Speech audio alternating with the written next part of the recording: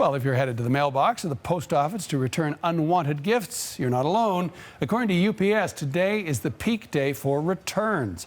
Millions of packages expected to be sent back to retailers, with many of them ending up in landfills. Laura McQuillan is looking into this story for us.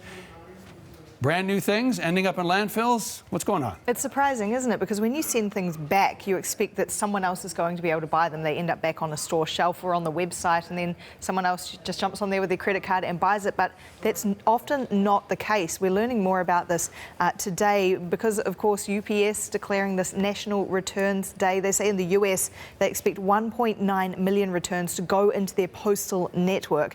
But a lot of people don't think about what happens once they return it. So many items ending up in landfills or even being incinerated by companies because it's often cheaper for them just to dispose of these items rather than repackage them and resell them. We spoke to environmental journalist Adria Vassal about what the situation is like here north of the border.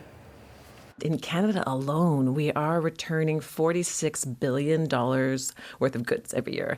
And you think, okay, what's the big deal? What's the problem with that? Well, the problem is that especially when we're returning online, a lot of these products end up going in landfill. It actually costs a lot of companies more money to put somebody on the product to visually eyeball it and say, is this up to standard? Is this up to code? And for a lot of companies, it's just not worth it. So they will literally just incinerate it or send it to the dumpster.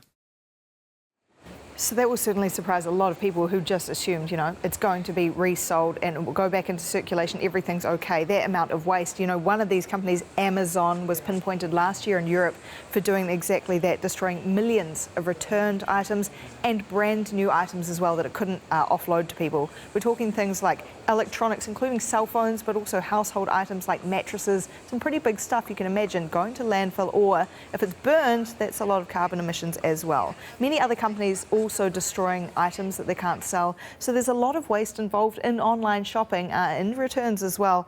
But sometimes they do send them on to wholesale buyers who can resell these returned items, but that's not always the case. So the message here is think before you buy and also before you return. Okay, what is the message those who are consumers and want to start the year guilt-free about their growing carbon footprint? What should they be able to do? Okay, a couple of ideas here for you. If you have something you don't want, you can re-gift it possibly. You can donate it to someone who might be able to benefit from that.